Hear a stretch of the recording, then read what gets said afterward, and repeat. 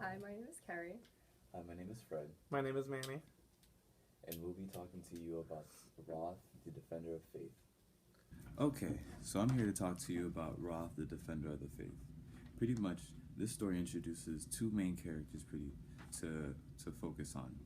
Sergeant Nathan Marks, a veteran from the European theater, who is also identified as a Jewish soldier later on within the story. And the next character will be Private Grossbart, Sheldon Grossbart. He's a Jewish trainee who eventually takes advantage of Marx's Jewish religion. Now, Marx reaches a certain point within the story that he's challenged with his values and is trying to represent the right for the Jewish representatives, the Jewish soldiers in the camp, but he wants to maintain that authoritarian figure as well. At one point, Marx shows sympathy to Private Grossbart on page 118, line 42 to be exact, and he shows sympathy by allowing him to, what was it? He Private Marx allowed Private Grossbart to miss the GI party for Shula, for church, for Jewish people.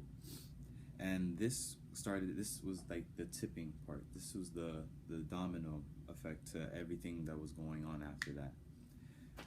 Grossbart sang one double time canon song after he invited Sergeant Marks to attend a synagogue, and this moment right here revitalized all these feelings that Marx was shutting away after the war, and this started to make him feel more in touch with himself, more in touch with the personality that he was repressing more than embracing.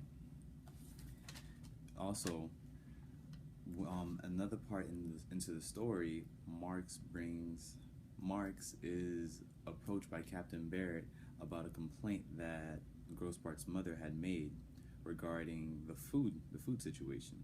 Apparently, Grossbart's mother called a representative or a congressman and said that, oh, my son is throwing up from all this food that he's eating, that it's not a part of his diet, his Jewish diet, because he's not supposed to eat kosher. And so, in the story, it shows that Marx is supporting his mother rather than supporting the camp itself.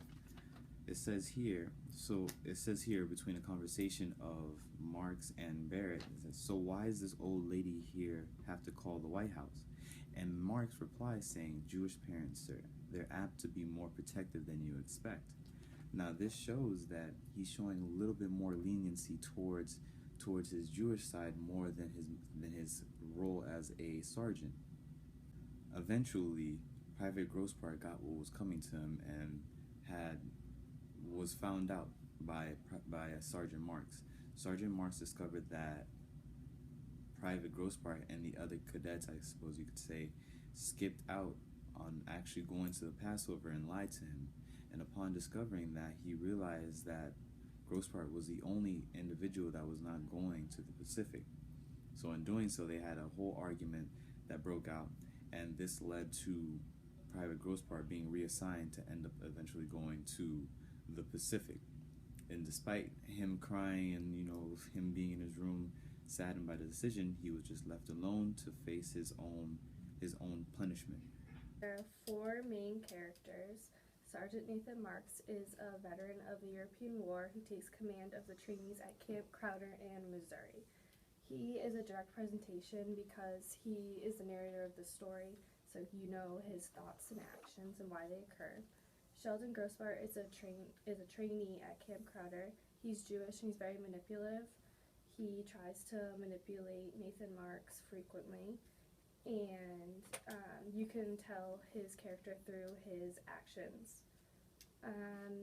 Fishbane and Halperon are Grossbart's friends. They're both Jewish. They're flat characters, so you're not given much information about them, but they help to grow the image of Grossbart.